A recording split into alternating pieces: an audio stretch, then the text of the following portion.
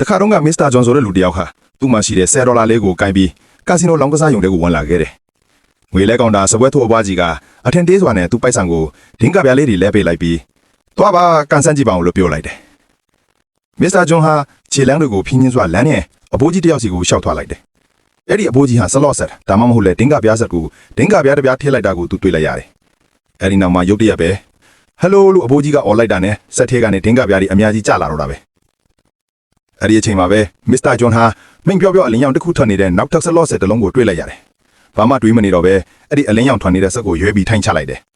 သူလည်းပဲအဖိုးကြီးလို့သူလိုမျိုးလိုက်လုပ်လိုက်တယ်ဒင်းကပြားတစ်ပြားကိုထုတ်လက်ချောင်းလေးနဲ့ပုတ်ဆက်ထဲကိုထည့်လိုက်ပြီးဟယ်လိုလို့ကြည်လောင်လောင်အော်လိုက်ကန်တယ်ရုတ်တရက်ဆိုသလိုပဲချက်ပေါ်ထိတဲ့အတန်ကြီးမီးလာပြီးဒင်းကပြားအပုံလိုက်ကြီးထွက်ကျလာခဲ့တယ်အဲ့ဒီလိုနဲ့သူကြည့်လိုက်တော့အလင်းရောင်ဟာနောက်ထပ်ဆက်တစ်ခုစီကိုရွှေ့သွားတာကိုတွေ့လိုက်ရတယ်သူဟာဒုတိယဒင်းကပြားကိုထုတ်အရင်လိုပဲပုတ်အလင်းရောင်ရှိတဲ့ဆက်အသစ်သေးကိုထည့်ပြီးတော့ဟယ်လိုလို့ထည့်အော်လိုက်ကန်တယ်တခါထပ်ပြီးချက်ပေါ်ထိုင်မှန်ပြန်ပြီလေဝန်ထမ်းလေးတယောက်ရောက်လာပြီး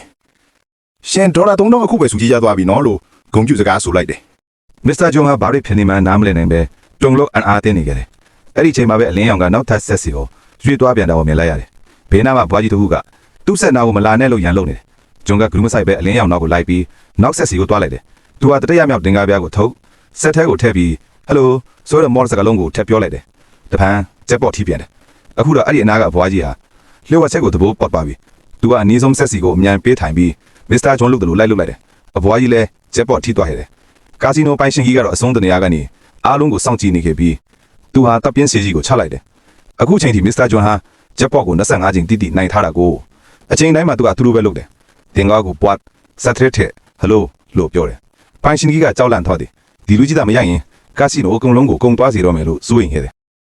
အဲ့ဒီနောက်မှာအဘွားကြီးကဘယ်ဆက်ကနောက်ထပ်နိုင်မှလဲလို့မစ္စတာဂျွန်ကိုမေးလိုက်တယ်ဂျွန်ဟာအလင်းရောင်ရှိတဲ့ဆက်ကိုလက်ညှိုးထိုးပြလိုက်တယ်အဘွားကြီးကပြေးသွားပြီးအဲ့ဒီနေရာမှာဝင်ထိုင်လိုက်တယ်ထပ်နိုင်တော့ဂျွန်ကိုကျေးဇူးတင်စကားပြောတယ်အခုတော့မစ္စတာဂျွန်ဟာရရှိထားတဲ့ငွေတွေနဲ့အပြင်ကိုထွက်ခွာဖို့လုပ်လိုက်တော့မှဗဒါဝန်တန်းတူကသူ့ကိုတားပြီးပိုင်ရှင်ယုံကန်းတွေကိုခေါ်သွားခဲ့တယ်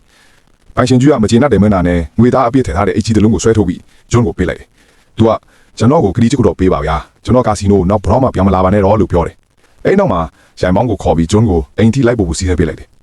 မစ္စတာဂျွန်အင်ယောတာနဲ့ဇနီးတဲ့တကားကိုဖွင့်ပေးပြီးဒေါသတကြီးနဲ့သူ့ကိုဖြောင်းကနေရချလိုက်တယ်ပြီးတော့သူ့လက်ထဲကအိတ်ကိုစောင့်ဆွဲလူယူလိုက်တယ်ဒါပေမဲ့အိတ်ကိုဖွင့်လိုက်ပြီးအထက်ကပစားအထုလိုက်ကြီးတွေကိုမြင်လိုက်ရတဲ့အခါမှာတော့သူ့ယောက်ျားဟာကာစီနိုမှာနိုင်လာတာကိုသဘောပေါက်တော့အနမ်းပေးပြီးပြန်ချော့လိုက်ပါတော့တယ်ကဲမိတ်ဆွေတို့လည်းကျွဲဖန်ရဲ့ဟယ်လိုလို့အော်ပြီးဖန်ကြည့်ကြပါလို့အကြံပေးချင်ပါတယ်